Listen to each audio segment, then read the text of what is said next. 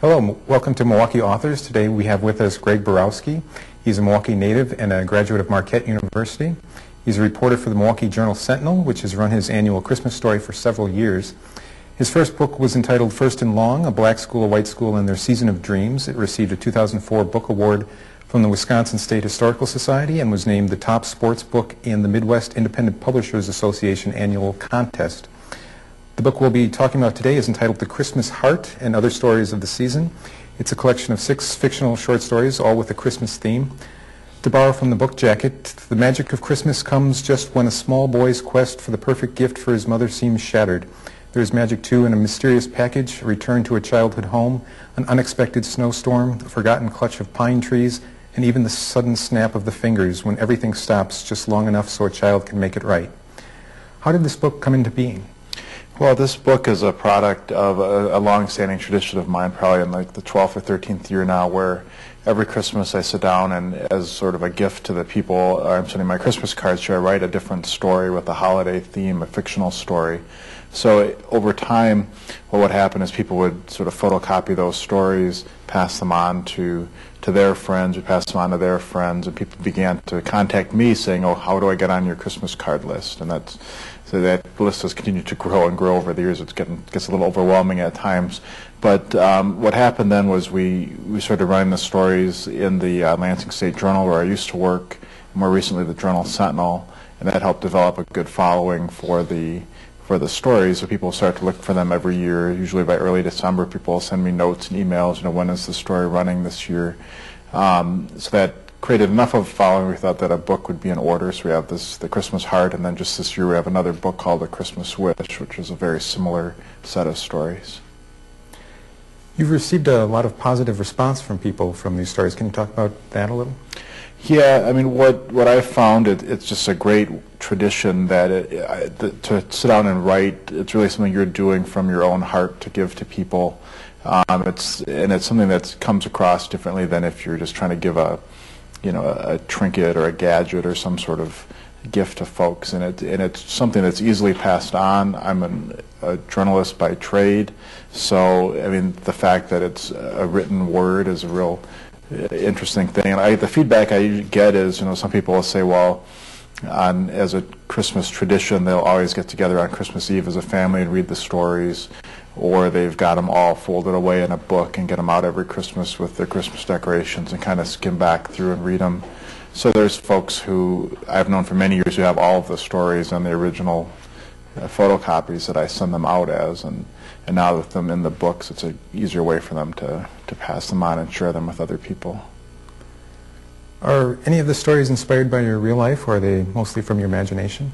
They're mostly from my imagination. I think in each story there's a little bit of something that is true to life, something that happened to me, or something that inspired them. In the book, The Christmas Heart, I mean, if I took every story, I'd probably come up with the true life event that inspired it somehow, and if I thought about it. And that one, when I worked at the Lansing State Journal, one of the editors was always threatening to, around Christmas time, to put me in a Santa Claus outfit and just say, go out in the community and report on what happens, what the reaction is. And I thought, well, that's kind of a novel concept, and it became a story called The Santa Suit, where a gentleman who's having a very frustrating holiday season gets a package at his door, and someone has delivered the Santa Claus suit to him, and he's inspired then by this mysterious phone call to go out, and he starts, ends up doing a lot of good deeds for people, and it really gets him into the Christmas spirit. So it was a sort of kernel of an idea that once I sat down at the computer, I was able to expand into a much broader story. And that's really, I think if you looked at any of the stories, there's instances like that either something I saw or thought of, or a little bit of me that's true to life, but it's from there you just sort of expand it and grow it into a full-fledged story. One interesting thing to me was the real-life element of magical realism present in the stories. There's the magical, and then there's the realism. There's a whole range of real-life family troubles, strained relationships, failed relationships, disconnected people, that ground the stories and give meaning to the magic and the joy. Can you talk about that? Yeah, I mean, I think some of that comes from, the holidays often there's sort of this dichotomy, I think, with Christmas and other holidays such as Thanksgiving, where there's the idealized view of it that everyone wants it to be perfect, and they remember from their own youth the perfect gift or the perfect Christmas morning, and whatever happens in their current life doesn't always quite live up to that. So in their current life, they've got issues. There's divorces or strained marriages or people who've died and passed away, and these things tend to, I think, come into a greater focus around the holidays. So I think what I try to do in the stories is to ground them in that sort of reality. So it's not a case where you're going to find a lot of dancing elves or talking snowmen or something in the stories, although there's certainly a place for that, and those, obviously, those stories have great a great place in the Christmas and the holiday tradition. But what I try to do is take an event that could be real and then add a little bit of magic or something to it, so that people feel like in their own life things could happen and change and be that magical as well.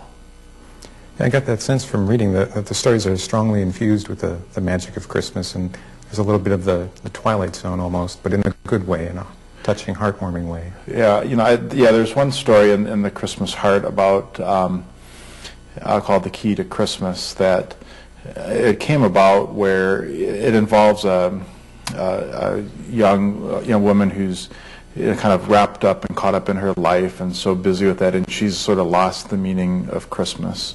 And her tradition is to go home every holiday season to have a play date with her niece, and they're on this play date right around the holidays, and everything's going wrong. And while this is going on, the child, time is able to stop with the snap of a finger, and that's when Santa Claus arrives to sort of save the day. And part of what prompted me to write that one was to really be able to explain how there's the debate, the age-old debate about does Santa exist, how does he exist, all these other things that there's, and in this case, my assessment is that a child is able to see things differently than an adult, that time can stop and they can look inside that bit of time and have a whole range of emotions that we sort of gloss over in our everyday rush from here to there. And that I thought was, let's write a story that helps solve that mystery in a way that makes sense and works for people, and also to have a broader message. That's the other thing I try to do each year, is come up with a sort of a theme that isn't really a real overt overriding aspect of the story, but it's sort of the undercurrent, whether it's the commercialism of the holidays or just to slow down or to have a belief in something that's magical, and then try to make that the central point of the stories.